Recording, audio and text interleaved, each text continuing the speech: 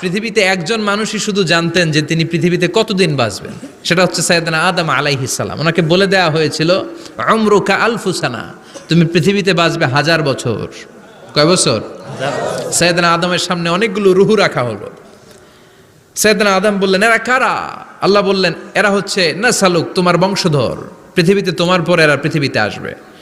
সাইয়েদনা আদম বললেন, আল্লাহ ওই যে একটা রুহু দেখা যায়, এটার নাম কি?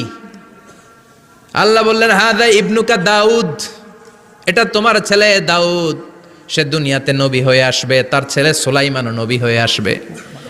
সাইয়েদনা আদম বললেন, মাবুদ, আমার ছেলে দাউদের কত বছর হায়াত আপনি দিয়েছেন? আল্লাহ বললেন, 40 সানা, মাত্র 40 বছর, 4 ইয়ার্স, 40 বছর তোমার ছেলেটা বাঁচবে। ও আল্লাহ, আমি বাঁচবো কয় বছর? তুমি বাঁচবা 1000 বছর। সুবহানাল্লাহ। সাইয়েদনা আদম বললেন, মাবুদ, এত ফুটফুটে সুন্দর আমার ছেলে দাউদ, মাত্র 40 বছর দিলেন কেন? জিদ মিন উমরিহি, বাড়ায়া দেন। কি করেন? সুপারিশ করতেছে পোলার লাইগা কে? বাবা। আল্লাহ আপনি বাড়ায়া দেন। আল্লাহকে বাড়ানো যাবে না, লেখা হয়ে গেছে। রুফিআতিল আকলাম ওয়া জাফফাতিস সুহুফ, কলম তুলে নেওয়া হয়েছে আর কালি শুকায় গেছে, আর কিছু করা যাবে? সাইয়েদনা আদম বললেন, মাবুদ, আমার 1000 বছর কেন দিলেন?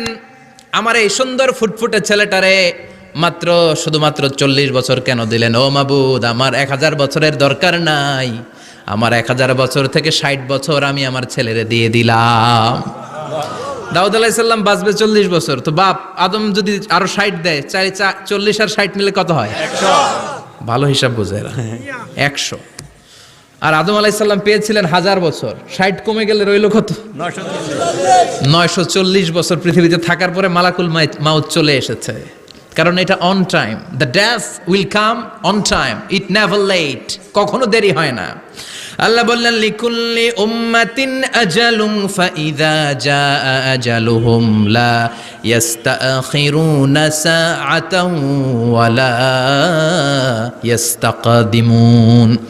মৃত্যুর একটা নির্ধারিত সময় আমি বেঁধে দিয়েছি, অন টাইম, অন টাইমেই চলে আসে, 1 সেকেন্ড আগেও আসবে না, 1 সেকেন্ড পরেও আসবে না। 940 বছর বয়সে মালাকুল মাউত এসে হাজির, এসে বলল, জিইতু আন আকবাদা রূহাক, রূহ কবজ করতে আসছি। আদম আলাইহিস সালাম বললেন, রূহ কবজ করতে আসছো মানে? আমি বাঁচবো তো 1000 বছর। কয় বছর? মালাকুল মাউত বললেন, না না, ওই যে আগের কথা স্মরণ করেন, আপনি 60 বছর দিয়ে দিয়েছিলেন। কয় না, আমি দেই নাই, আমি আরো বাঁচুম, আরো 60 বছর পাওনা আছি, আমি দেই নাই। মালাকুল মাউত বললেন, আপনি দিয়েছেন। আদম বলে, দেই নাই। মালাকুল মাউত বলে, আল্লাহ ঘটনা দেখেন, দিয়া কয় দেই নাই। আল্লাহ কয়, থাক, কথা কইস না, আয়া পড়। সুবহানাল্লাহ পড়েন। নাসিয়া আদম ফানাসিয়া বানু, ভুলে গেছেন উনি। আমরা ভুলে যাই, আমরা খেয়ে বলছি খাই নাই, নিছিলাম পকেটে, কয় নেই নাই। এরকম ডাকাইত আছে না নাই? নাসিয়া আদম ফানাসিয়া বানু, বিশ্বনবী বললেন, আদম ভুলেছে তো তার সন্তানরাও ভুলে যায়। জাহাদা আদম ফা জাহাদা যুররিয়াতু, আদম অস্বীকার করেছে, তার সন্তানরাও অস্বীকার করে। সেদিন থেকে আল কিতাব ওয়া শুহুদ, মানে লিখে রাখার সিস্টেম আর সাক্ষীর সিস্টেম চালু হয়েছে। সুবহানাল্লাহ পড়েন। সুবহানাল্লাহ। 940 বছর বয়সে মালাকুল মাউত এসে আদম আলাইহিস সালামের রূহ নিতে পারে নাই। উনি 1000 বছর যখন হয়েছে তখন এসে সাইয়েদনা আদম আলাইহিস সালামের রূহ কবজ করেছে। যেই দিন পৃথিবীর প্রথম মানব, প্রথম নবীর রূহ মালাকুল মাউত দুনিয়া এসে কবজ করেছে, ওই দিনটাও ছিল জুমাবার। সুবহানাল্লাহ, আল্লাহু আকবার। আবার বিশ্বনবী বললেন, লা তাকুমুস সাআহ ইল্লা ফি ইয়াউমিল জুমআহ ইযা যুলজিলাতিল আরদু জিলজালাহা ওয়া আখরাজাতিল আরদু আসকালাহা ইযা রুজ্জাতিল আরদু রাজ্জান ওয়া বুসাতিল জিবালু বাসসা। কিয়ামতের দিন পৃথিবীটাকে একটা প্রকম্পন দিয়ে কাঁপিয়ে দিবে কে?